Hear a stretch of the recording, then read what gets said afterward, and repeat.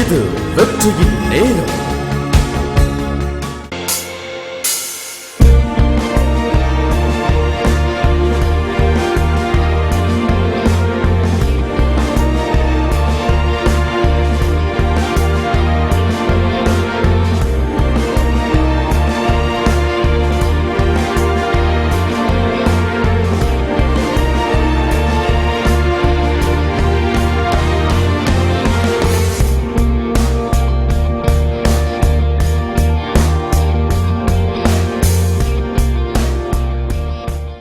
கர்த்தருடைய வார்த்தை திரும்புவோம். யாத்ராகமம் 3வது அதிகாரம் 8வது வசனம். அவர்களை எகிப்தின் கைக்கு விடுதலையாக்கவும் அவர்களை அந்த தேசத்திலிருந்து நீக்கி கானானியரும் ஏத்தியரும் ஏமோரியரும் பெர்சியரும் ஏவியரும் எபூசியரும் இருக்கிற இடமாகிய பாலும் தேனும் ஓடுகிற நலமும் விசாலமான தேசத்தில் கொண்டு போய் சேர்க்க நான் இறங்கினேன். 430 ஆண்டுகளாக அடிமைத்தனத்திலே, கஷ்டத்திலே, கசப்பிலே இருந்த மக்களை விடுதலையாக்கி அவர்களுக்கு ஒரு நல்ல வாழ்வை இந்த பூலோகத்திலேயே தேவன் கொடுத்த ஒரு காட்சியை இங்கே நாம் பார்க்கிறோம். பழைய ஏற்பாட்டிற்கு இந்த சம்பவங்கள் படவிளக்கங்களாக எழுதப்பட்டிருக்கிறது.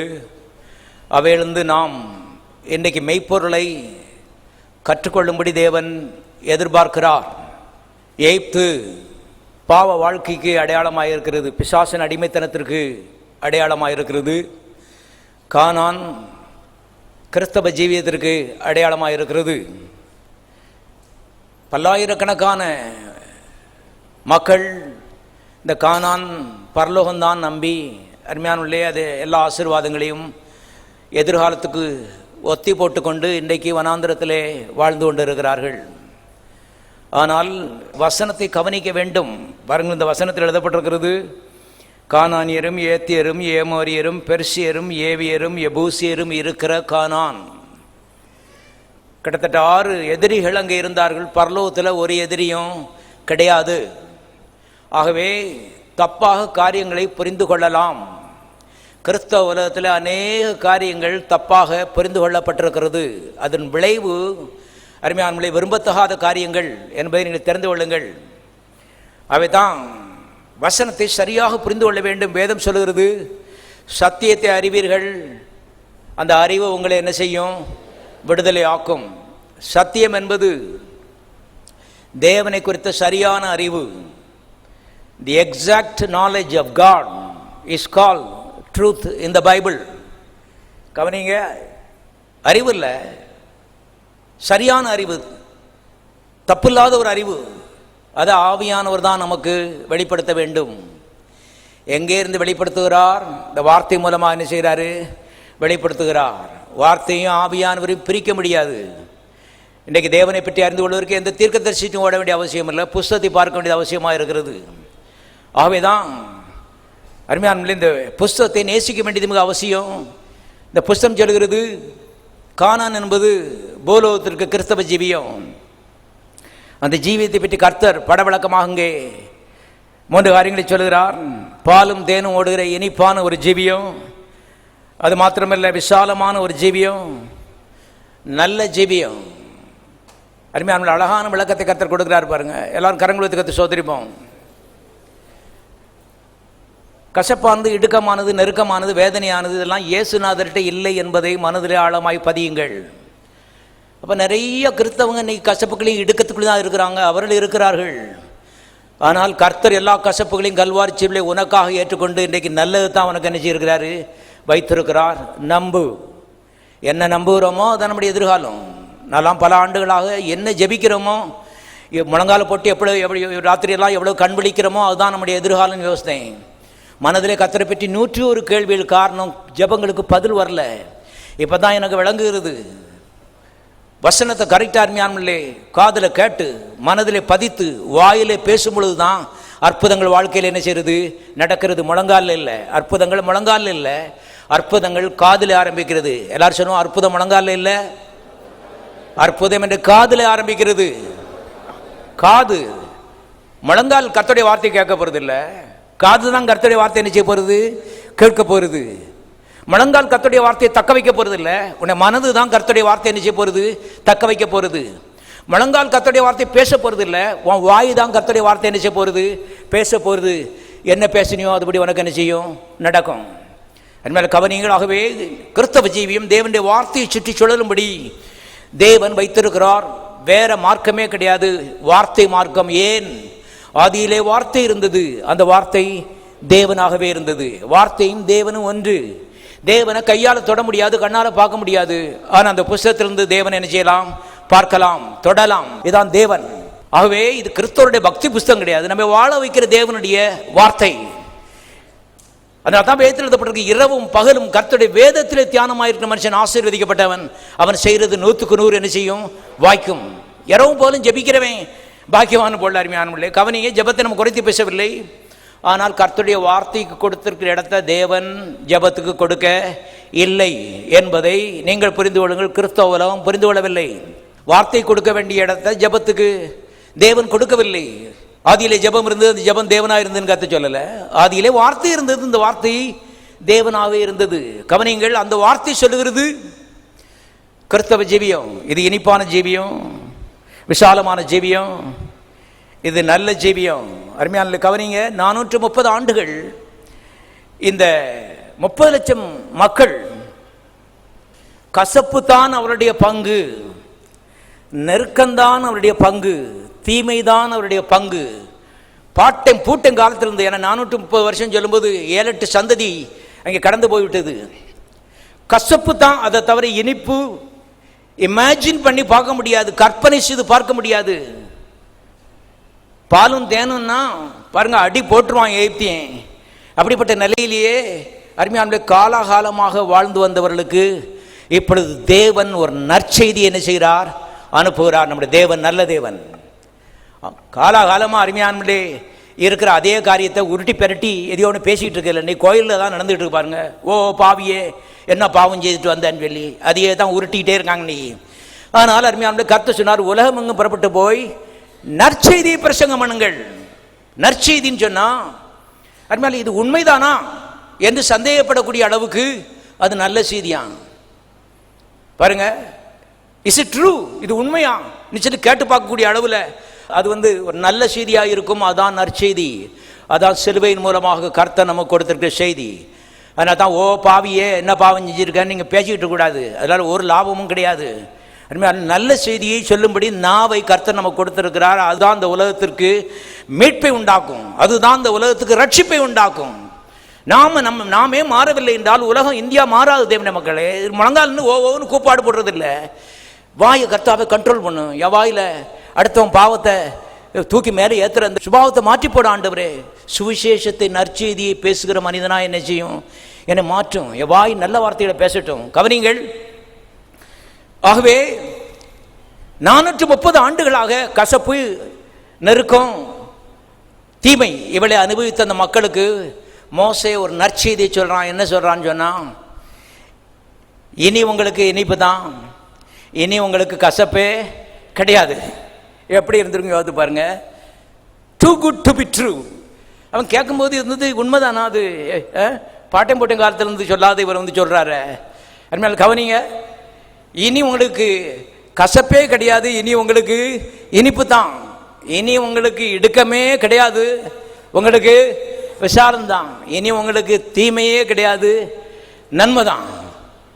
அருமையான தேவன் மக்களே, தேவன் முதலாவது வார்த்தை அனுப்பிட்டு இரண்டாவது நம்முடைய ஆவியானவரை வைத்து யார் யார் இதை நம்புகிறார்களோ அவருடைய வாழ்க்கையில் அதை நிரூபித்து காண்பிக்கிறார். இப்படித்தான் தேவன் வேலை செய்கிறார் என்பதை நீங்கள் தெரிந்து கொள்ளுங்கள். நம்முடைய தீமையின் அடிப்படையில், நம்முடைய பிரச்சனை அடிப்படையில் நம்ம கண்ணீர் விடுறதுனால நம்முடைய பரிதாபத்தை பார்த்து கடவுள் வேலை செய்கிறது இல்லை. நம்ம அதை பார்க்கிறோம். அநேகர் பாருங்க கண்ணீர் விட்டு இருக்காங்க, ஒன்றும் நடக்க மாட்டேங்குது. ஏன் இந்த கேள்வியிலேயே இந்த கிறிஸ்தவ மக்கள் வாழ்ந்து கொண்டு இருக்கிறார்கள். கவனிங்க, வெறும் கண்ணீரின் அடிப்படையில் தேவன் வேலை செய்கிறது தேவன் மக்களை, வார்த்தையின் அடிப்படையில் வேலை செய்கிறார். யார் யாரெல்லாம் எனக்கு இனி இனிப்பு தான், கசப்பு இல்லை, எனக்கு இனி விசாலம் தான், இனி நெருக்கம் இல்லை, எனக்கு நன்மை தான், தீமை இல்லை, நம்புறதுக்கு கஷ்டமா இருக்குது. ஆனால் வார்த்தை அப்படி சொல்லுகிற அப்படின்னா நான் என்ன செய்ய போறேன்? நம்ப போறேன், ஆமேன்னு சொல்ல போறேன்னு சொன்னா கர்த்தர் சொல்றார், விசுவாசம் உனக்கு ஆக கடவுது. வெளியே இருக்க சூழ்நிலையில் எல்லாம் மாறுவதை நீ காண்பாய். நரகத்தை கர்த்தர் பரலோகமாக மாற்ற அவருக்கு முடியும், வனாந்தரத்தை வயல்வெளியாக மாற்ற அவருக்கு முடியும். ஆனால் நம்முடைய கோஆப்ரேஷன், நம்முடைய ஒத்துழைப்பு தேவை. இந்த காது, மனது, வாய் எல்லாம் ஒரு லைனில் வார்த்தைக்கு நேராக வரும்பொழுது இந்த அற்புதம் நடக்கிறது என்பதை தெரிந்து கொள்ளுங்கள். இது எப்படி நடக்கும்? அதான் சுவிசேஷம். மனிதராலே கூடாதவள் தேவனால் என்ன செய்யும்? கூடும். ஒன்னையால் முடியாது. வெளியே இருக்கலாம் நீ மாற்ற போகிறதில்ல, அவர் மாற்றுவார். நீ மனதின் எண்ணங்களை மாத்திரம் வந்து என்ன செய்ய மாற்று. பாரம்பரியமாக அருமையான கேட்டுட்டு வந்த பாருங்க, குருட்டாட்டமான காரியங்களை நாம் நம்பக்கூடாது தேவனுடைய மக்களே. இவர்கள் ஆண்டாண்டு காலமாக வேற காரியங்களை பார்த்தாங்க, வேற காரியங்களை கேட்டுக்கிட்டே இருந்தாங்க, அதான் பேசினாங்க. ஆனால் இப்போ சுவிசேஷம் வந்த மாத்திரத்திலே வார்த்தையை பிடிக்க ஆரம்பித்தார்கள், வாழ்வு மலர ஆரம்பித்தது. கவனிங்க. ஆகவே எல்லா அற்புதங்களும் கிறிஸ்தவ ஜீவியத்திலே தேவனுடைய மக்களே காதல தான் ஆரம்பிக்கிறது. வேதத்தில் எழுதப்படுகிற விசுவாசம் கேள்வியினால் என்ன செய்யும்? வரும். காது. எல்லாரும் நம்முடைய காதுகளுக்காக கரங்களை வைத்து கத்தை சோதரிப்போம். காது இருக்கவங்க எல்லாம் கை வைத்துங்க பார்ப்போம். ஏசுனார் சொன்னார், காது உள்ளவன் எவனோ அவன் என்ன செய்ய கடவன்? கேட்க கடவன். இப்போ காது உள்ளவன் கை உயர்த்த கடவன். எல்லாரும் கத்திரி சோதரிப்போம். நம்ம காதுக்காக கத்திரி சோதரிப்போம். என்னையா இருந்து காதுக்காக தோத்திரம் பண்ண சொல்றீங்க? அங்கதான் இருக்க விஷயமே. நீ இன்னும் படிச்சுக்கலன்னா படிச்சுக்கன்னு நான் சொல்றேன். நான் ரொம்ப வருஷம் கழிச்சு அதை படிச்சுக்கிட்டேன். நான் வந்து எல்போர்டு கிடையாது, பல அனுபவங்கள் மூலமாக அருமையாக உருண்டு பிறண்டு வந்திருக்கோம். இப்போ தான் அதெல்லாம் தப்புன்னு என்ன செய்து தெரியுது. அந்த எழும்பிங்க வந்துட்டோம், அதெல்லாம் சரியில்லைன்னு. வார்த்தை தான் சரி. எல்லாரும் காரணத்தை சோதரிப்போம்.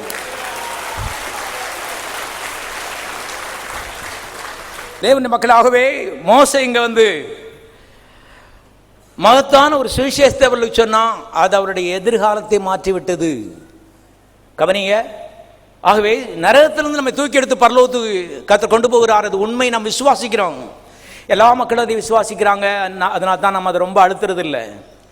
ஆனால் எதை விசுவாசிக்க தவறினார்களோ அதை நாம் வந்து அழுத்தி காமிக்கிறோம். காரணம் அருமையானே, அந்த இடத்துல நம்ம ஓட்ட விட்டுட்டோம். கவனிங்கள். இன்றைக்கு மக்கள் வந்து சொல்கிறாங்க, நரகத்திலிருந்து கர்த்தர் ரட்சிக்கிறார்னு சொல்லுங்க, அதை நாங்கள் நம்புகிறோம். ஆனால் இனிப்பு தான் சொன்னீங்கன்னா அதை நாங்கள் நம்ப மாட்டோம். இது அமெரிக்காவிலிருந்து இறக்குமதியான உபதேசம். இது அமெரிக்காவிலிருந்து இறக்குமதியான உபதேசம் இல்லைங்க, யாத்ராமத்திலிருந்து வந்திருக்குது. இது அமெரிக்கா பைபிளா? உங்கள் பைபிளில் யாத்ராமம் இருக்குதா இல்லையா? அது அமெரிக்காவும் இல்லை, ஆஸ்திரேலியாவில் இல்லைங்க. வார்த்தை தேவனுடைய வார்த்தை. நான் கர்த்தர், நான் மாறாதவர். இப்படியெல்லாம் நமக்கு சந்தேகம் வரும்னு தெரிஞ்சுதான் ஆயிரக்கணக்கான வருஷத்துக்கு முன்னாலே கர்த்தர் நல்லா எழுதி வச்சுட்டாரு. பாலும் தேனும் ஓடுகிற நலமும் விசாலமுமான தேசம். கர்த்தருக்கு தோத்திரம். ஏன்னா இப்படி ஊழியக்காரங்களாம் எழும்புவாங்கன்னு அன்னைக்கே கர்த்தருக்கு தெரியும். அதுமாதிரி கவனியுங்கள்.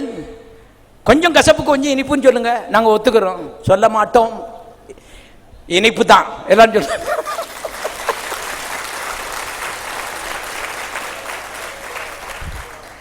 என்னையா அப்படி சொல்லுங்க? நான் சொல்லல, அவர் சொல்றாரு. உங்களுக்கு வாஸ்து காமிக்க அவர் சொல்லுகிறார், நான் நம்புகிறேன், அதை உங்களுக்கு சொல்றேன். நீங்க நம்புறீங்கன்னா நல்லா என்ன செய்வீங்க?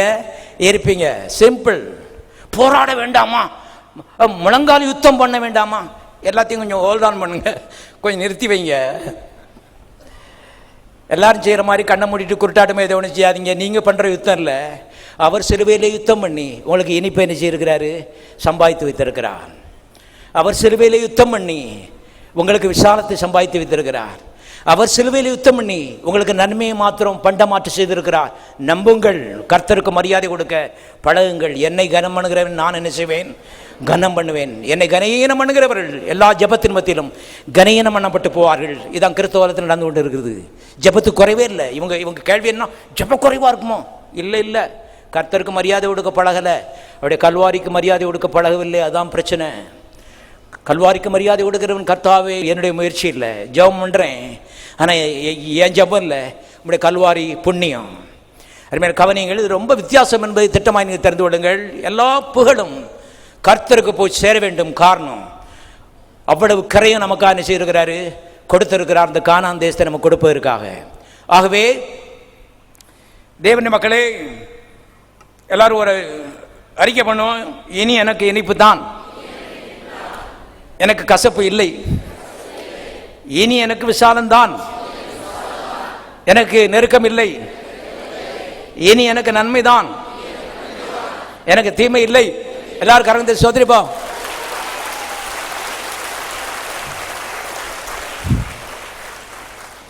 சாத்தான் சொல்றான், வாழ்க்கையில் அங்க ஒரு நெருக்கம் இருக்குதே, அதெல்லாம் மாறி போகும். அங்க ஒரு கசப்பு இருக்குதே, அவர் சொல்லாகும் ஒரு கட்டளையிட நிற்கும். நான் அதை வச்சு ஒரு முடிவுக்கு வரப்போறதில்லை. தேவனுடைய வார்த்தையை வைத்து ஒரு முடிவுக்கு என்ன செய்ய போகிறேன், வரப்போகிறேன். அவைகளெல்லாம் மாறி போகும். ஆனால் கர்த்தருடைய வார்த்தை ஒரு காலம் என்ன செய்யாது, மாறாது. அவர் சொன்னதுதான். வானம் பூமி ஒளிந்து போகும், இந்த வார்த்தையின் ஒரு எழுத்தாயில் எழுத்தின் உறுப்பாயில் என்ன செய்யாது, ஒளியாது. ஒரு காமா, ஒரு ஃபுட் ஸ்டாப், அது கூட ஒளியாதுன்னு கர்த்தர் சொல்லி இருக்கிறார். தேவன் மக்களே, அவர்தான் வார்த்தைக்கு மரியாதை கொடுக்கிறவர்கள், அவள் ஆசீர்வதிக்கப்பட்டவர்கள். கற்பாரின் மேலே அவர் நின்று கொண்டு இருக்கிறார்கள். கவனிங்க. ஆகவே இஸ்ரவேல் ஜனங்கள் வாழ்க்கையில் பெரிய திருப்பம் ஏற்படுவதற்கு காரணம் அவங்க காது. மோசே பேசினார் இந்த காஸ்பல்ல, இந்த நற்செய்தியை காதிலே அவர்கள் கேட்டார்கள், மனதிலே கொண்டார்கள். அதுக்கு வாயில சொன்னாங்க, இனி எங்களுக்கு இனிப்பு தான், இனி எங்களுக்கு நல்லது தான். நம்ப முடியல, ஆச்சரியமா இருக்கு. It is too good. ஆனால் கர்த்தர் சொல்லி இருக்கிறார். எல்லாம் சொல்லும், கர்த்தர் சொல்லி இருக்கிறார். பொய் சொல்ல தேவன் மனிதன் அல்ல, மனமாறவர் மனுபுத்திரன் அல்ல. அவர் சொல்ல ஆகும், அவர் கட்டளையிட நிற்கும். நம்புகிற மக்களுக்கு வார்த்தை தான். எனக்கு கத்தாவே எனக்கு தெரியாது, அங்கே கசப்பு இருக்குது, இங்கே கசப்பு இருக்குது, என்னையால் எதையுமே மாற்ற முடியாது. ஆனால் ஒன்று, நான் வார்த்தையை தான் நினச்சிருக்கேன், நம்பியிருக்கேன். வார்த்தை உண்மையாக இல்லையாங்கிறத நீ தான் நிரூபித்து காமிக்கணும். பொறுப்பு உம்முடையது. அருமையானவர்களே கவனிங்கள். ஜெபம் எவ்விதமாக வருகிறது, நம்முடைய பிரச்சனையை அருமையானவர்களே அவரிடத்தில் கொண்டு வருவதில் பாருங்கள். இங்கே இஸ்ரவேல் ஜனங்கள் எவ்வளவோ கஷ்டப்பட்டாங்க. அவங்க கஷ்டங்கள் எல்லாம் லிஸ்ட்டில் எழுத போனால் கொள்ளாது, எத்தனை புஸ்தகத்திலையும் எழுத முடியாது, அவ்வளோ கஷ்டம். அருமையானவர்களே, எல்லாவற்றையும் தேவனுடைய வார்த்தை மாற்றி போட்டது. தேவனுடைய வார்த்தை சொன்னது, உனக்கு இனிப்பு தான், உனக்கு நல்லது தான், உனக்கு விசாலம் தான், அது போதும். அதுக்குள்ளே கர்த்தர் எல்லாவற்றையும் அடக்கி வைத்து விட்டு ஆரம்பி தெரிந்து கொள்ளுங்கள். பக்கத்திற்கும் பார்த்து சொல்லுங்க பார்ப்போம். இனி உனக்கு இனிப்பு தான், உனக்கு கசப்பு இல்லை. இனி உனக்கு விசாலம் தான், உனக்கு நெருக்கம் இல்லை.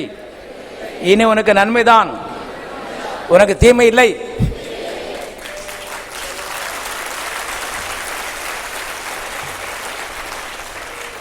வேதத்தில் எழுதப்பட்டிருக்கு, இஸ்ரவேலே நீ பாக்கியவான், ரட்சிக்கப்பட்ட ஜனமே உனக்கு ஒப்பானவன் ஒருவனும் இல்லை.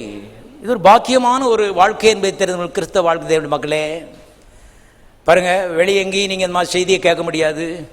இது சும்மா ஒரு செய்தி கிடையாது. பின்னால் வானத்துக்கும் பூமிக்கு சொந்தக்காரனாய் கர்த்தர் இதை உறுதிப்படுத்தும்படிக்கு என்ன செய்கிறாரு, இருக்கிறார் என்பதை தெரிந்து கொள்ளுங்கள். ஆகவே மகத்தான ஜீவியம் கிறிஸ்துவை ஏற்றுக்கொள்வது என்பது மகத்தான ஒரு பக்தி மார்க்கத்தில் சேர்றதில்லை. தேவனுடைய மக்களே, நம்முடைய பாதை முற்றிலுமாய் திரும்பி விடுகிறது. நரகத்திலிருந்து தூக்கி எடுத்து பரலோகத்துக்கு கொண்டு போறாரு. பாவத்திலிருந்து மன்னித்து நீதிமானாக்குகிறார். வியாதியை குணமாக்கி ஆரோக்கியத்தை தருகிறார். தரித்திரத்தை நீக்கி ஐஸ்வர்யத்தை தருகிறார்.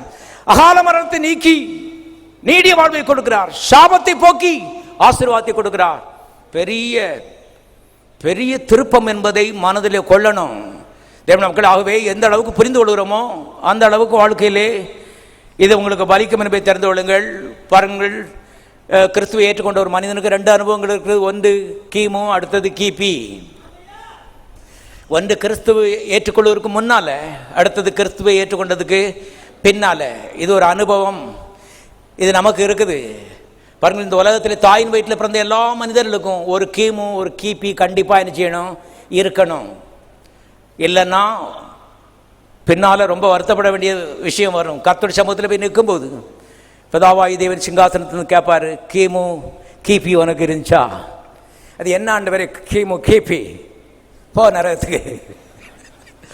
அவ்வளவுதான் காரணம். எல்லாம் கீயை சுற்றி தான் எல்லாம் நினைச்சது. உலகமே சுழலுகிறது, நீயும் அப்படி தான் சுழன்று இருக்கணும், இல்லைன்னா நரகத்துக்கு போ. அவ்வளவுதான். அன்மையால கவனியுங்கள். நான் பீட்டி குடிக்கலாம் பொடி போடல. எங்கள் தாத்தா பிஷப்பு அவர் அந்த கோயில் கட்டி கொடுத்தாரு. நாங்கள் அந்த மணி கூட வாங்கி போட்டோம். கிமு கிபி பிட்டி என்ன? அதான் கேள்வி. கிறிஸ்துவை உள்ளே ஏற்றுக்கொண்டியா, வெளியே விட்டியா? இல்லைன்னா போ. அவ்வளோதான். அருமையான கவனியங்கள். வேற எதுவுமே அருமையான தேவ சமூகத்திலே முக்கியமில்லை என்பதை வேதம் திட்டமாய் சொல்லுகிறது. எல்லாம் பாருங்கள், கிறிஸ்து, அந்த கிறிஸ்து கூட ஏன் ரொம்ப முக்கியம்னு கேட்டால் அவர் வார்த்தையாக இருக்கிறார். அந்த வார்த்தை மாம்சமாகி நமக்குள்ளே என்ன செய்தார், வாசம் பண்ணினார். அந்த வார்த்தை சிறுவையிலே ரத்தம் சிந்தினார். அவதான் இன்றைக்கு ஆண்டவரே ரத்தம் முக்கியம், ஆண்டவரே சிலுவை முக்கியம், ஆண்டவரே இல்லை அதை காட்டணும் வார்த்தை முக்கியம் என்றால் வார்த்தை தான் மாம்சமாகி ரத்தத்தை என்ன செய்தது, சிந்தினது. வார்த்தை இல்லைன்னா ஏசு இந்த உலகத்தில் மாம்சத்தில் வந்திருக்க முடியாது. அப்படிதான் வார்த்தைக்கு முக்கியத்துவம் கொடுக்க பழகுங்கள், நன்றாயிருப்பீர்கள். உங்களுடைய நல்வாழ்வுக்காக இறைவன் வகுத்த வழி இது. தேவனுடைய மக்களே, ஆகவே பாருங்கள், கிமு கிபி கிறிஸ்துவை ஏற்றுக்கொள்றதுக்கு முன்னால் ஒரு அனுபவம். அன்றைக்கு கசப்பு தான், அன்றைக்கு இடுக்கம்தான், அன்றைக்கு தீமை தான், பாட்டி காலத்திலிருந்து தொடர்ந்து வந்து கொண்டே இருக்கிற அந்த சாபம், அந்த செய்வன பில்லிசூன்யம். ஆனால் கிறிஸ்துவை ஏற்றுக்கொண்டதுக்கு அப்புறம் பெரிய ரேடிகல் சேஞ்சு, பெரிய மாற்றம். அப்படி இருக்க தேவையில்லை. எல்லாம் சொல்லுவோம், அப்படி இருக்க தேவையில்லை. அன்றைய வாழ்க்கையிலே அப்படி தொடருகிறது. காரணம் அவங்க அதை பார்க்கல. அவங்க அப்படி இருக்க தேவையில்லை. காரணம், மத்தியில் கிறிஸ்து வந்து அருமையானே எல்லா சாபங்களையும், எல்லா இடுக்கங்களையும், நெருக்கங்களையும், பெல்லிசூனியங்களையும், தாத்தா பாட்டி காலத்தில் இருந்த எல்லா இருட்டையும் அவர் மேலே அள்ளி போட்டுக்கிட்டாரு. இப்போ அது உங்கள் மேலே இல்லை. தேவனுக்கு அது தெரியும், பிசாசுக்கு அது தெரியும். ஆனால் நமக்கு அது தெரியலன்னா பிசாசு அதை வச்சு என்ன செய்யிட்டு இருப்பான்? நெருக்கி கொண்டே இருப்பான். அவன் பொய்யன். அதுதான் அறிவு என்பது ரொம்ப ரொம்ப முக்கியம். கல்வாரி அருமையானே ஒரு கிறிஸ்தவ மதத்தினுடைய ஒரு சின்னம் கிடையாது, தேவ அன்பின் சின்னம். அகில லோகத்திற்கு எல்லா சாபங்களையும் கர்த்தர் அள்ளி தாமையில போட்டுக்கிட்டார். ஒரு இடி தாங்கி எப்படி அருமையான இந்த கட்டடத்தை பாதுகாக்கிறதோ அதுபோல் நம்மை பாதுகாக்க முடியும். கர்த்தர் அருமையானே கல்வாரி சிலுவை இடி தாங்கிய போல எல்லாவற்றையும் தாமையில இழுத்து கொண்டான். எங்கள் வீட்டில் நாங்கள் இடி தாங்கி வச்சிருக்கிறோம். எத்தனை முறை இடி வந்து தாக்கினதோ எங்களுக்கு தெரியாது. ஆனால் எங்களுக்கு தெரியாமலே அது வாங்கி வாங்கி என்ன செய்கிறது? தரைக்குள்ள அது வந்து கடத்தி கொண்டே இருக்கிறது. அதே போல கல்வாரி சிலுவையிலே நமக்கு தெரியாமலே அருமையானே நம்ம மேல வர வேண்டிய எல்லா கேடுபாடுகள், சாபங்கள், நெருக்கங்கள், கண்ணீர் எல்லாவற்றையும் கர்த்தர் இழுத்து கொண்டு அதற்கு ஒரு முடிவை என்ன செய்திருக்கிறாரு? கட்டி இருக்கிறார். இப்போ அந்த இடி தாங்கி அந்த மின்னலை இழுத்ததுக்கு அப்புறம் கட்டடம் அதை பற்றி சிந்திக்க வேண்டிய அவசியம் இல்லை. கட்டடம் அதை பற்றி சிந்திக்க வேண்டிய அவசியம் இல்லை. கவனிங்க, எல்லாவற்றையும் தானாகவே இழுத்துக்கொள்கிறது. எல்லா பாரத்தையும் அது இழுக்குது. ஆனால் கட்டடம் சேஃபாக இருக்குது. அதுபோல் தான் கர்த்தர் நம்ம வாழ்க்கையில் வர வேண்டிய எல்லா தீமைகளையும் தன்மையிலே இழுத்துக்கொண்டு கர்த்தர் சொல்ல நல்ல சேஃபாக எப்போது என்ன வார்த்தை என்ன, நான் வார்த்தையாகவே இருக்கிறேன், அதுக்குள்ளே இரு, அது போதும். அந்த ஒரு பொறுப்பை தான் நான் அவனுக்கு நினைச்சிருக்கேன், கொடுத்துருக்கிறேன். கண்டதையும் குறித்து கவலைப்படாதே. அருமையானே, இஸ்ரவேலர்கள் கர்த்தர் நன்மை செய்தது காரணம் தேவனுடைய அநாதி அன்பு என்பதை பார்த்து கொண்டு வருகிறோம். எரேமியாவின் புத்தகம் 31:3. பூர்வ காலம் முதல் கர்த்தர் எனக்கு தரிசனி ஆனார் என்பாய். ஆம், அநாதி சிநேகத்தால் உன்னை சிநேகித்தேன், ஆதலால் காருண்யத்தால் உன்னை இழுத்துக் கொள்கிறேன். இஸ்ரவேலை பார்த்து கர்த்தர் பேசுகிறார் என்பது நமக்கு தெரியும். அநாதி சிநேகத்தால் நான் உன்னை சிநேகித்தேன் கர்த்தர் சொல்கிற பார்க்கிறோம். கர்த்தருடைய பூர்வகால சிநேகம், ஆரம்பம் இல்லாத ஒரு நேசம் அவர்கள் மேலே இருந்தபடினாலே நல்ல காரியங்கள் அவங்களுக்கு நடந்தது. அருமையான தேவனுடைய மக்களே, கவனிங்கள், இன்றைக்கு நம்முடைய வாழ்க்கையில் நல்ல காரியங்கள் நடக்கிறது.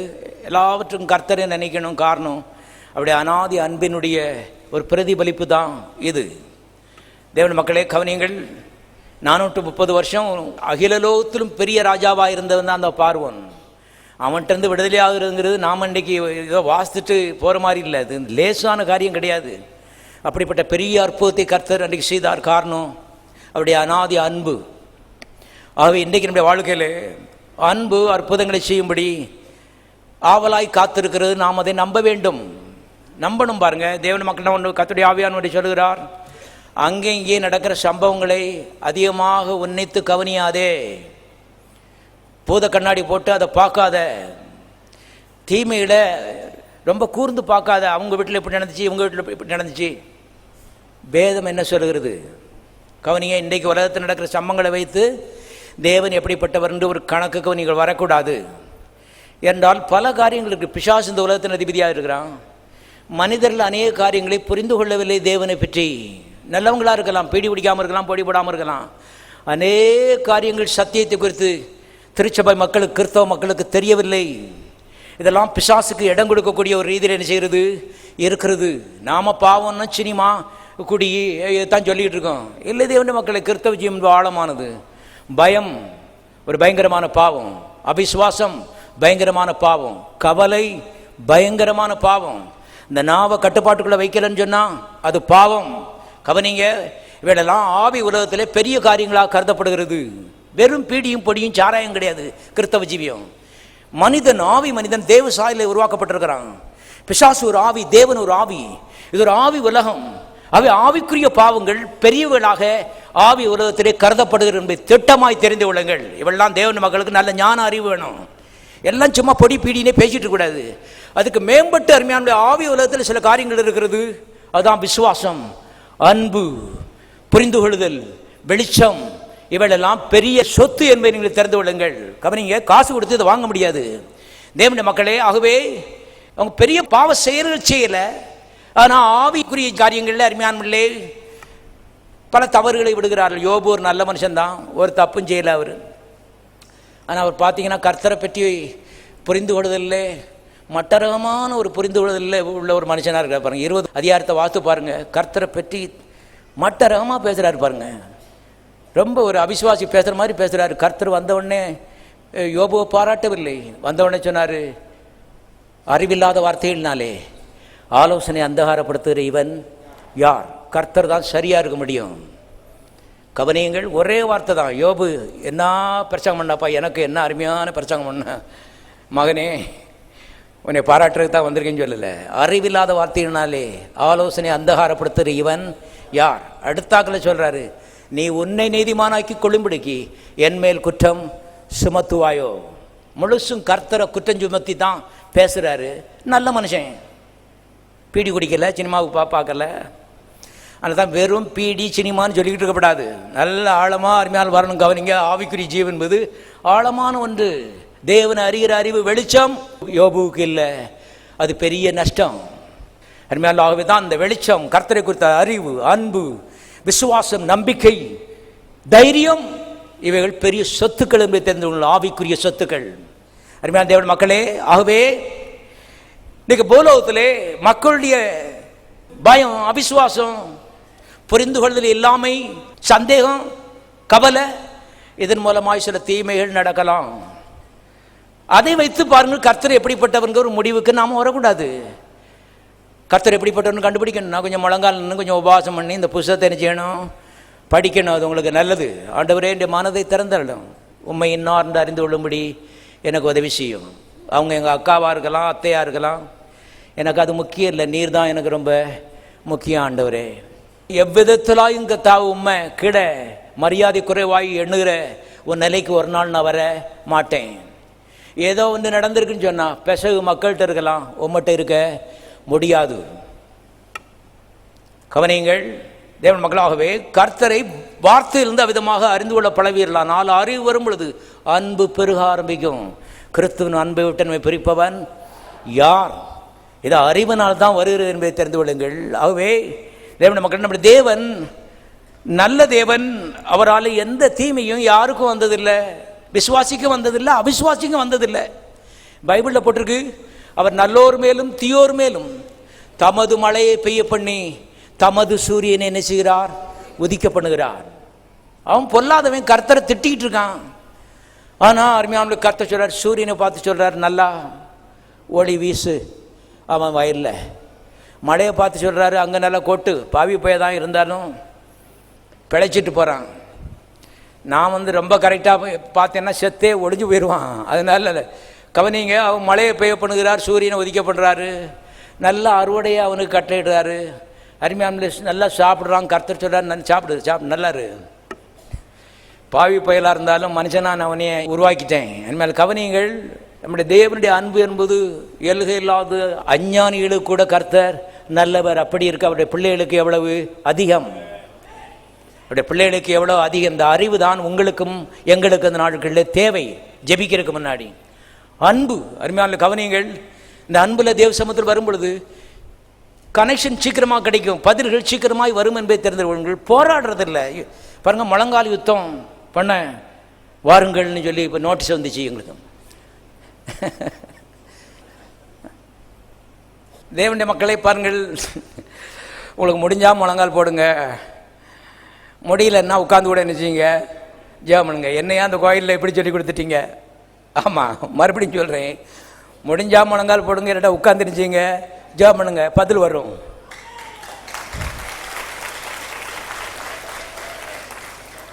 கிறிஸ்தவத்தில் அநேக காரியங்கள் குருட்டாட்டமாக அருமையான நம்பப்படுகிறது. பூட்டன் காலத்திலிருந்து, வெள்ளக்காரன் காலத்திலிருந்து இப்படி தான் நம்பிட்டு இருக்காங்க. தப்பு. இன்றைக்கி நாம் கண்டுபிடித்த அருமையான திருந்த வேண்டியது அவசியமாக இருக்கிறது. சொல்லிக் கொடுக்குறதெல்லாம் சரி கிடையாது. அருமையான அநேக காரியங்கள் தப்பாக இருக்கிறது. தொன்று தொட்டு 50 வருஷம் 60 வருஷம் விதமாக போதிக்கப்பட்ட அப்படின்னாலே இன்னைக்கு செட் ஆயிட்டு இப்படி தான் போல் இருக்குன்னு இல்லை. வசனத்தை வச்சு மாற்றி சிந்திக்க வேண்டும். அருமையான கவனிங்கள், நம்முடைய தேவன்கிட்ட யுத்தம் பண்ண வேண்டிய அவசியம் இல்லை. அவர் நல்லவர். எங்கள் அப்பாவை காட்டலாம் 1000 மடங்கு நல்லவர். இந்த கோயிலெல்லாம் நினைக்கும் போது நான் யோசித்து பார்க்கேன், இது எங்கள் அப்பா போட்ட திட்டம் கிடையாது. இந்த ஊழியத்துக்கு போகக்கூடாதுன்னு ஒரே வைராக்கியமாக இருந்தார் எங்கள் அப்பா. கடைசியில் பார்த்தேன் இவர்கிட்ட சொன்னால் கேட்க மாட்டாருன்னு சொல்லி சொல்லாமலே சென்ட்ரல் கவர்மெண்ட்டில் ரெசிக்னேஷன் லெட்டரை கொடுத்துட்டு வந்துட்டேன் வீட்டுக்கு.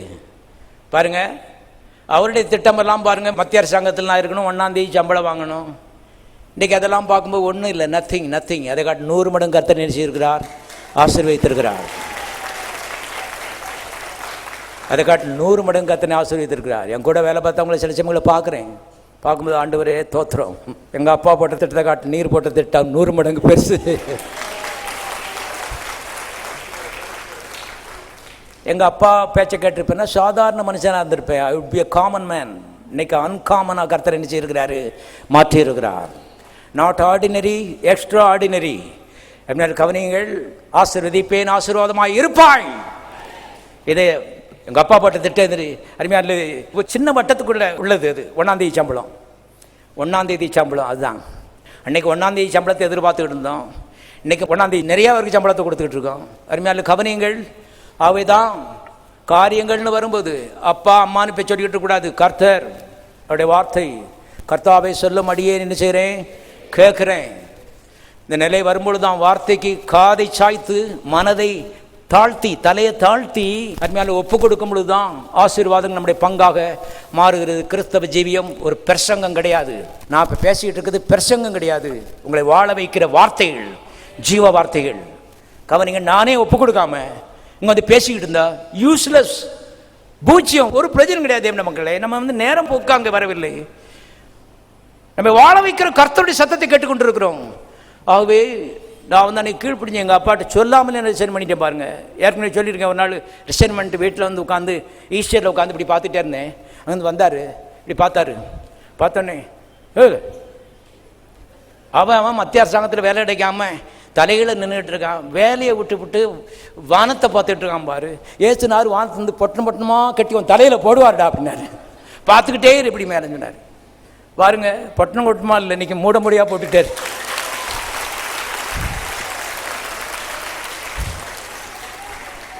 ஆமாம், என் ஜனங்கள் ஒரு போதும் என்ன செய்வதில்லை, வெட்கப்பட்டு போவதில்லை. எந்த ஜனங்கள்? வார்த்தையின் ஜனங்கள்.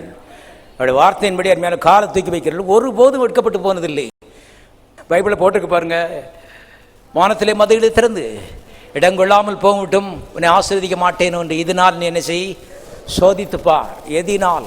வார்த்தையினால். தசபாகங்கள் எல்லாம் என்னுடைய வீட்டில் என்ன செய்யுங்கள், கொண்டு வாருங்கள் என்ற வார்த்தையினால். அன்மேல் கவனிங்கள், ஆகுதான். இது ஜீவ வார்த்தை ஆலயம். 20 வருஷத்துக்கு முன்னால் எனக்கு இதெல்லாம் தெரியல. கர்த்தரே எனக்கு இந்த பேரை கொடுத்தாரு. ஆனால் அன்னைக்கு இதனுடைய அர்த்தமெல்லாம் எனக்கு தெரியல.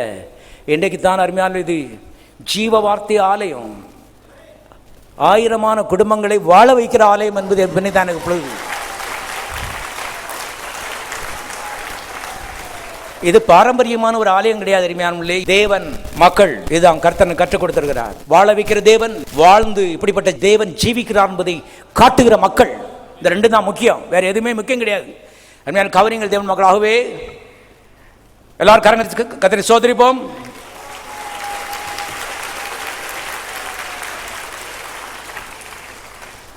தேவனுடைய அநாதி அன்பு நம்ம அப்பா அம்மா அன்பை காட்டிலும் அது 1000 மடங்கு அதிகம். நான் கொஞ்சம் கண்டுபிடிச்சிட்டேன். கர்த்தர் நல்லவர் என்பதை என்ன செய்வீங்கள், ரசித்து பாருங்கள். வாலிப வயசில் தெரியாதெல்லாம் இப்போ எனக்கு கொஞ்சம் விளங்க ஆரம்பிக்குது. இன்னும் கொஞ்சம் வெளிச்சமா. அருமையான கவனியங்கள். ஆகவே அவருடைய அநாதி அன்பு இஸ்ரவேல் ஜனங்களுக்கு நன்மை செய்தது. அது நமக்கும் இன்றைக்கு நன்மை செய்கிறது. நன்மை கண்டிப்பாக செய்யும், நம்புங்கள். 2 ரீதியிலே கர்த்தர் அன்பு காட்டுகிறார் எழுதப்பட்டிருக்கு. ஒன்று, தகப்பன் பிள்ளை மேலே காட்டுற அன்பு.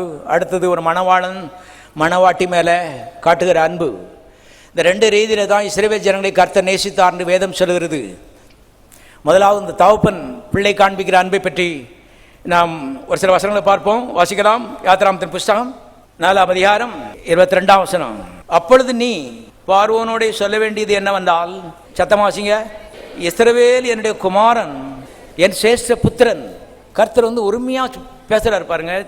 தேவன் மக்களை, நம்முடைய தேவனுக்கு ஒரு தகப்பனுடைய உள்ளம் இருக்கிறது என்று வேதம் ஆதியிலிருந்தே போதிக்கிறது.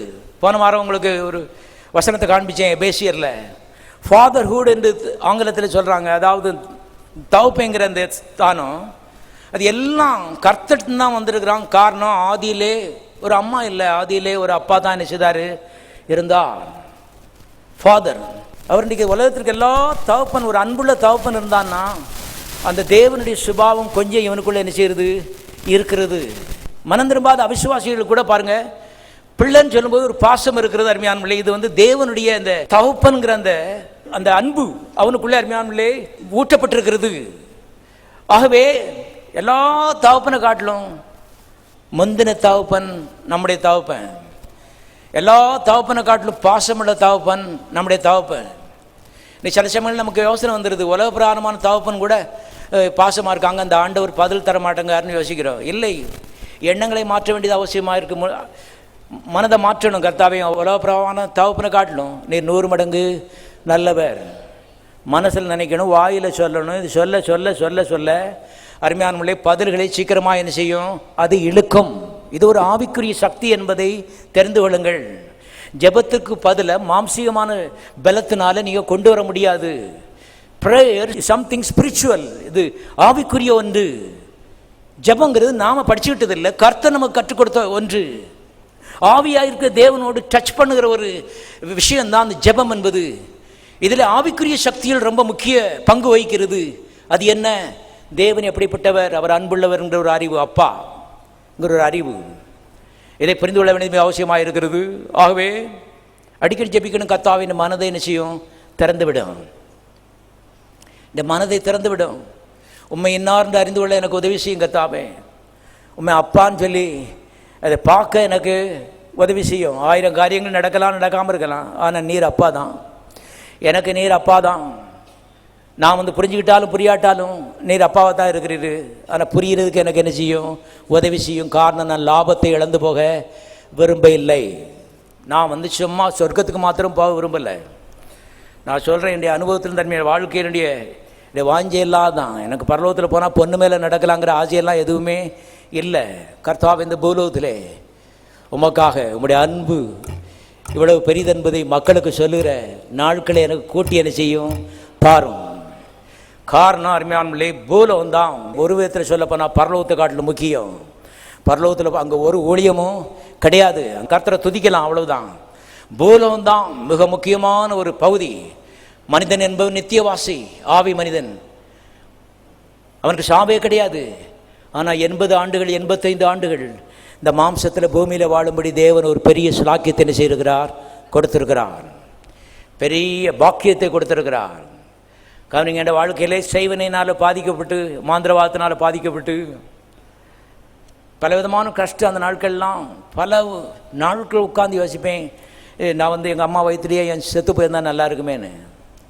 ஏன் இந்த உலகத்தில் பிறந்தேன், யோபோ மாதிரி உட்கார்ந்து அருமையானமில்லே அங்கலாய்த்த நாட்கள், அழுத நாட்கள் உண்டு. ஆனால் இன்றைக்கு ஆண்டவரே உமக்கு நன்றி, இந்த பூலோகத்தில் வாழும்படி எனக்கு ஒரு தருணத்தை கொடுத்துட்டதற்காக உமக்கு நன்றி. இது பாக்கியமான நாட்கள். காரணம், எப்படிப்பட்ட தேவன் ஜீவிக்கிறார் என்பது உலகத்துக்கு என்ன செய்யணும், காமிக்கணும். தேவன் அருமையான அப்பாவை காட்டிலும் 1000 மடங்கு நல்லவர். அருமையானே, ஆகவே ஏதோ ஒரு வண்டி எடுத்துகிட்டு போகிறோம், ஏதோ கிறிஸ்தவ ஜீவம், ஒரே கஷ்டம் பிரதர், இடுக்கம் பிரதர், நெருக்கம் பிரதர், அதெல்லாம் தொடச்சி கட்டணும்னு நான் சொல்கிறேன். மறுபடியும் சொல்லுவேன், இந்த கிறிஸ்தவ ஜீவியம் அது இனிப்பான ஜீவியம், அது விசாலமான ஜீவியம், அது நல்ல ஜீவியம். தேவனுடைய தகப்பனாய் இருக்கிறார், நான் அவருடைய சொந்த பிள்ளை. சொல்லிக்கிட்டே போங்க தேவனுடைய மக்களே. கவனிங்க, இது உடனே இது வராது. ஆதாம் நம்மளை பெரிய குழிக்குள்ள தள்ளிட்டான். அது என்ன குழினா, முதல்ல நரக குழிக்குள்ள தள்ளினான், ஆவி செத்து போச்சு. ரெண்டாவது இந்த மனதை அருமையால தர மட்டமாக்கிட்டான் பாருங்க. ஆதாம் நமக்கு செய்த துரோகம். அருமையா, ஆதாம் பிசாசுக்கு இடம் கொடுத்தபடினாலே ஆவி செத்து போய்விட்டது. புசிக்கிற நாளிலே சாகவே சாவாய். அது மாத்திரமல்ல, மனது புழுதியில் விழுந்து விட்டது. தர மட்டமாக அருமையான மனிதனுடைய மனது கீழே விழுந்து விட்டது. தேவன் வானத்திலே இருக்கிறார், இவன் புழுதியில் இருக்கிறான். அந்த மனது ஒன்றுக்கு ஒன்று டச் இல்லாமல் அவரை அறிந்து கொள்ள முடியாத ஒரு நிலை இந்த மனிதருக்கு ஏற்பட்டது. பெரிய இழப்பு, ட்ராஜடி. அது ஆதாம் செய்த ஒரு பெரிய தீமை பாருங்க.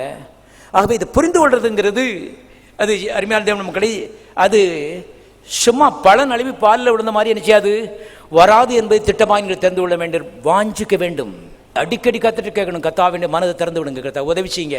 ஞானமே வா வா, நீதிமொழியில் எழுதப்பட்டிருக்கிறது. ஞானத்தை வா என்று சத்தமிட்டு என்ன செய்ய கூப்பிடு. நான் அடிக்கடி சத்தமிட்டு இருக்கேன், ஞானமே வா, ஞானமே வா. ஞானம் என்பது என்ன? தேவன் இன்னார்ந்து அறிகிற அறிவு. எந்த யூனிவர்சிட்டிலையுமே அதை படிக்க முடியாது. ஞானமே வா. எனக்கு இன்றைக்கி உலகத்தில் அதுதான் ரொம்ப முக்கியம். அருமையான கவனியங்கள். ஆகவே இந்த ஞானத்தை வாஞ்சிக்க வேண்டும். அவர் அப்பாங்கிறது அருமையான தெரியுது, ஆனால் அது பதிய மாட்டேங்குது பாருங்க. மறுபடியும் மனசு அந்த பிரச்சனையில் தான் போய் 50 ரூபா பிரச்சனையில் தான் போய் சிக்கிடுது. 50 ரூபா பிரச்சனைக்கு 50 யோசனை என்ன செய்கிறோம், யோசிக்கிறோம். தேவன் மக்களே, கர்த்தர் சொல்றாரு, இதுக்கு தீர்வு வரணும்னா வாயில் அடிக்கடி நான் பாக்கியவான், எனக்கு ஒப்பானவன் ஒருவருமே இல்லை, நான் தேவனுடைய குமாரன், தேவன் எங்க அப்பா. எல்லாரும் சொல்லுவாங்க, நான் தேவனுடைய குமாரன், தேவன் எங்கள் சொந்த அப்பா. இதை வாயில் அடிக்க சொல்ல சொல்ல சொல்ல மனதில் என்ன செய்கிறது, இது பதிகிறது. இப்படி ஒரு பிரமாணத்தை தேவன் வைத்திருக்கிறார். பிள்ளைகளுக்கு வாய்ப்பாடு வரமாட்டேங்குது. அதுவும் 13ஆம் வாய்ப்பாட்டுக்கு மேலே போகும்போது சிக்கிடுது பாருங்கள். இப்போ 1க்கு 50 நேரம் திருப்பி திருப்பி சொல்ல சொல்ல கடைசியில் அதுக்கு விளங்குதோ விளங்குலையோ உள்ள பதிஞ்சிச்சு. இது சும்மா ஒன்றும் வரலங்க. எலிமெண்ட்ரி ஸ்கூலில் நம்ம டீச்சர்ஸ் நம்மளை பாடாப்படுத்தி 1000 நேரம் திருப்பி திருப்பி சொல்ல வச்சு கடைசியில் உள்ளே இறக்கிட்டாங்க. அது உள்ளே பதிஞ்சு போச்சு. எப்படி சொன்னாங்கன்னா, உங்கள் வாயில் நீங்கள் சொல்ல சொல்ல சொல்ல அது நினச்சிச்சு பதிஞ்சிச்சு. அதே மாதிரி கர்த்தர் நல்லவர், அவங்க அப்பாங்கிறத நீங்கள் உங்கள் வாயால் மண்டைக்குள்ளே என்ன செய்யணும், பதிக்க வேண்டும். இது தேவனுடைய மாறாத பிரமாணம். ஜெபிக்கிறோம் பாஸ்டர், ஜெபிக்கிறதெல்லாம் நல்லது தான், நாங்களும் ஜெபிக்கோங்க. ஆனால் நான் விவரமாக பேசிக்கிட்டு இருக்கேன். ஜெபிக்கிற அநேருக்கு தெரியாத காரியங்கள் நாம் நினச்சிட்டு இருக்கோம், பார்த்துட்ருக்கோம். ஜெபிக்கிறது இல்லை, தேவன் என்ன அறிந்து கொள்கிறது. அவர் அப்பா, நீங்கள் அவருடைய சொந்த பிள்ளை. எல்லாரும் சொல்லுவோம் மறுபடியும், தேவனுடைய அப்பா, நான் அவருடைய சொந்த பிள்ளை. எல்லாரும் கரங்கி சோதரிப்போம்.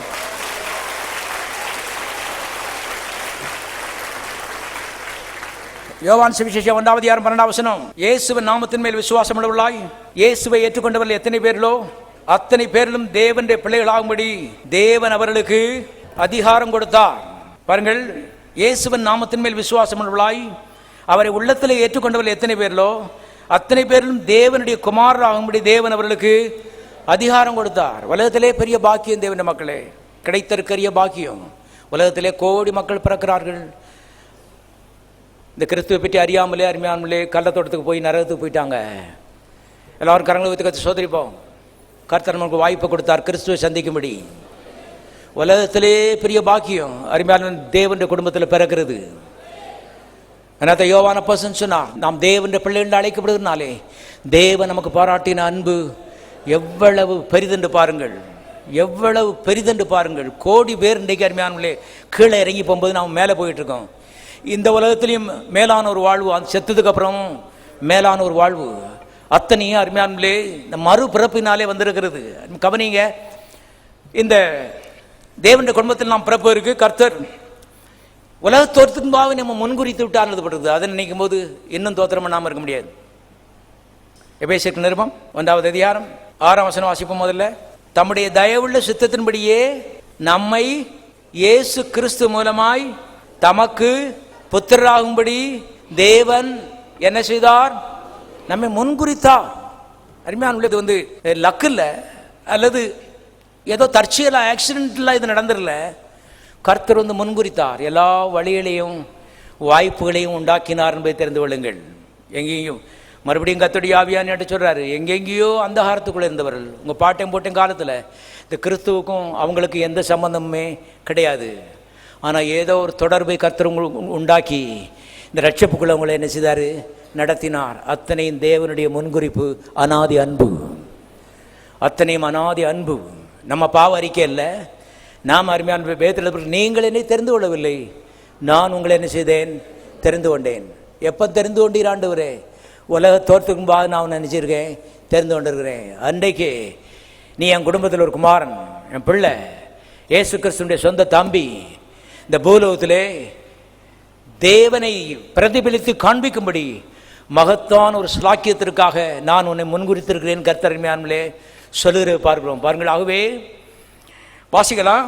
எபேசியர் 1:4 தமக்கு முன்பாக நாம் அன்பில் பரிசுத்தமுள்ளவர்களும் குற்றமில்லாதவர்களுமாய் இருப்பதற்கு அவர் உலக தோற்றத்திற்கு முன்னே கிறிஸ்துவுக்குள் நம்மை தெரிந்து கொண்டார். எல்லாரும் சொல்லுவோம், உலக தோற்றத்துக்கு முன்பாகவே தேவன் கிறிஸ்துவுக்குள் என்னை தெரிந்து கொண்டார். எதற்காக தெரிந்து கொண்டார் பாருங்க? அவருடைய குடும்பத்தில்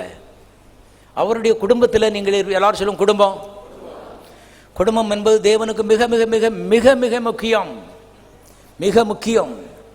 அவதான் அருமையால் உங்கள் நிமித்தம் அல்ல, நீங்கள் இந்த குடும்பத்தில் இருக்கிறதுனால அருமையால் கண்மணி போல கர்த்தர் உங்களை நினைச்சுவார், காப்பார், சிறகுகளால் மூடுவார், காக்கும்படி தூதர்களுக்கு கட்டளையிடுவார், போக்கை காப்பார், வரத்தை காப்பார், இது முதற்கொண்டு என்னென்றைக்கும் காப்பார்.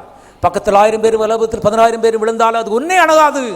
அது குடும்பத்து நிமித்தம், தேவனுடைய குடும்பத்து நிமித்தம் கர்த்தர் காண்பிக்கிற ஒரு விஷயம் என்பதை தெரிந்து கொள்ளுங்கள். தேவன் ஒரு அப்பா, அவருடைய குடும்பத்தை பற்றி தேவன் அக்கறையாக இருக்கிறார். அவை தான் கர்த்தரத்தில் வரும்பொழுது நமது தனிப்பட்ட ரீதியில் ஒரு பெட்டிஷன் வைக்கிறது இல்லை. கர்த்தா, குடும்பத்து நிமித்தம் நீர் இதை செய்யும். நான் கருப்பாக இருக்கணும், சிவப்பாக இருக்கணும், ஆனால் உன் குடும்பத்தில் நான் ஒரு அங்கம், குடும்பத்தில் நான் இருக்கிறேன். I am a member of your family. ஆகவே உம்முடைய குடும்பத்து நிமித்தம் இதை செய்ய வேண்டும். நான் சொல்கிறேன், அகிலோகத்திலும் பெரிய குடும்பம் இந்த தேவனுடைய குடும்பம் தான். உலகத்தில் ஆங்காங்கே அரேபிய தேசத்தில் அங்கேயும் இன்னும் மேற்கத்திய நாடுகளில் அருமையானே எத்தனையோ ராஜ குடும்பங்கள் இருக்கிறது. ஆனால் இந்த குடும்பத்தோட எதையுமே நினைச்ச முடியாது, கம்பேர் பண்ண முடியாது, எதையுமே கம்பேர் பண்ண முடியாது. எல்லாம் இப்போ மனுஷனுடைய மகிமையெல்லாம் புல்லு கொப்பாக இருக்கிறது. புல்லின் பூவை போல என்ன செய்வான், அவன் மறைந்து போவான்னு தெரிந்து கொள்ளுங்கள். ஆனால் இது அழிவில்லாத குடும்பம், கௌரவமான குடும்பம், மிக பணக்கார குடும்பம், அருமையானே என்றைக்குமே சாவில்லாத ஒரு குடும்பம், பரிசுத்தமான ஒரு குடும்பம். இந்த மகத்தான குடும்பத்தில் அருமையானே கர்த்தர் அங்கத்திரா வைத்திருக்கிறார். இதற்கு ஆரம்பமே முன்குறித்தார் எழுதப்பட்டிருக்கிறது. இதான் அன்பு.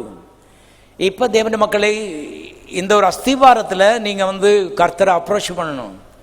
இவளெல்லாம் எனக்காக செய்தவர், இந்த அற்பமான காரியங்களை செய்யாதிருப்பது எப்படி?